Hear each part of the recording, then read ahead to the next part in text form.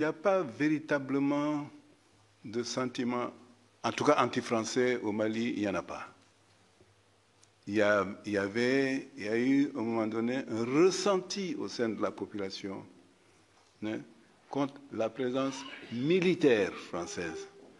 Et pour une raison très simple, pour plusieurs raisons.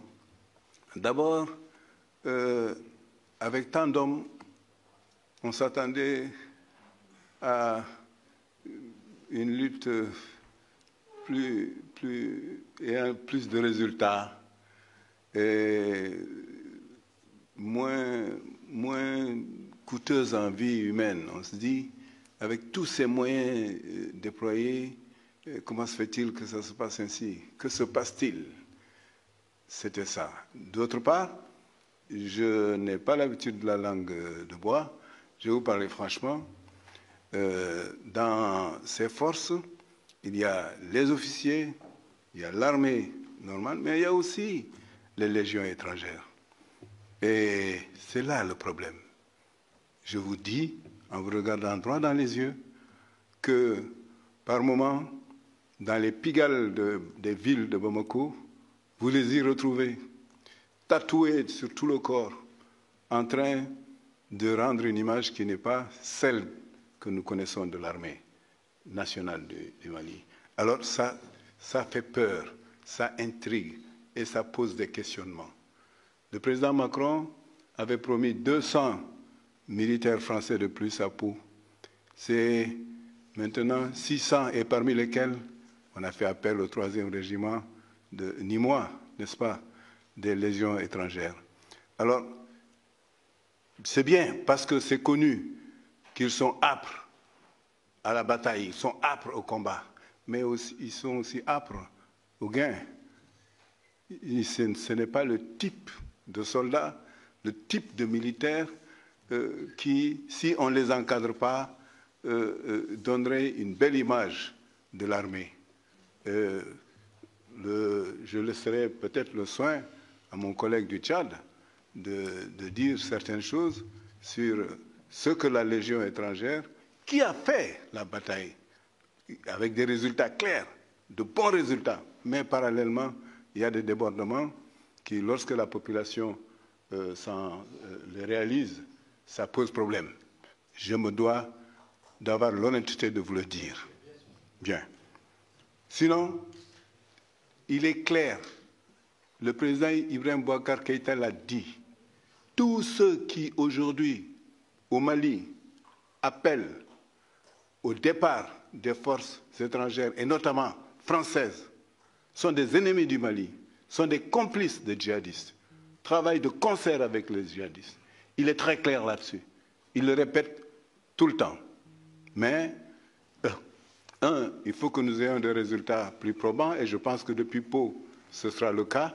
Et 2, il faut que le comportement de certains éléments ne laisse pas à désirer, certains éléments de l'armée, parce que nous, on les voit tous, on dit c'est l'armée, mais vous en voyez qui sont tatoués partout, qui font du n'importe quoi dans les rues de Bamako et d'ailleurs le soir, et ce n'est pas bon pour l'image de la France. Ça, je tiens à vous le dire. Bien. Vous connaissez les conditions d'enregistrement, de diffusion de ces auditions. Vous avez stigmatisé l'armée française à travers le comportement certainement vrai de certains soldats. Vous n'ignorez pas qu'au sein du ministère de la Défense, tout cela est surveillé de près, que les relations en bon diplomate que vous êtes, que ces sujets-là doivent remonter aux états-majors, remontent dans les discussions politiques que nous avons de cabinet à cabinet. Moi, je ne peux que regretter, si vos propos sont repris, et j'ai peur qu'ils seront repris, vos propos liminaires, cela contribuera à tout ce que nous avons dénoncé, ce que vous avez vous-même regretté en disant que vos gouvernements ne soutiennent pas cet esprit anti-français. Cela va y contribuer, que vous le vouliez ou non. Alors, moi, je le regrette parce que ce n'est pas l'image, y compris que nous pouvons avoir de la Légion étrangère en France. Nous sommes ici quelques-uns à avoir eu des responsabilités au sein du ministère de la Défense. Je peux vous dire que ils vivent des conditions très difficiles, y compris sur la formation, sur la discipline. Et je pense que S'il y a des brebis galeuses, il faut bien sûr les dénoncer, mais ne pas stigmatiser la totalité. Bien entendu, je sais que la Légion française a même pu donner à la France un président de la République. Bon, il est clair que ce sont ces brebis galeuses, je parle de ces brebis galeuses, ce n'est pas juste non plus, ce n'est pas bon de fermer les yeux sur ce qui existe. J'attire votre attention là-dessus. Et nous, justement, ce qu'on fait et ce qu'on dit au Mali, c'est de dire ne faites pas l'amalgame. Il y a un proverbe de chez nous qui dit que lorsque vous mettez une bouchée, une poignée d'arachides grillés de cacahuètes dans la bouche, il suffit qu'il y ait un seul grain qui soit pourri, qui soit mauvais, pour que l'ensemble, n'est-ce pas, l'ensemble soit de goût douteux, prenne un goût amer. C'était mon devoir de vous le dire. Et vous aussi, c'est votre devoir de faire en sorte que l'information soit portée à qui de droit et que l'on fasse attention. Que l'on fasse attention. Ce sont eux qui ternissent l'image. J'ai bien dit qu'ils ne sont pas l'armée française. Ce n'est pas eux l'armée française. Mais ils donnent une mauvaise idée, une idée qui n'est pas belle. Et c'est bon de vous en parler et pour que vous aussi vous en parliez là-bas. Et nous, en tout cas, c'est ce qu'on fait au Mali. On dit aux Maliens, ceci, ce n'est pas eux l'armée française. Et puis, vous savez, moi, je n'ai aucun complexe sur ce plan-là. Parce que combien y a-t-il de Maliens qui sont venus mourir en France pour la France?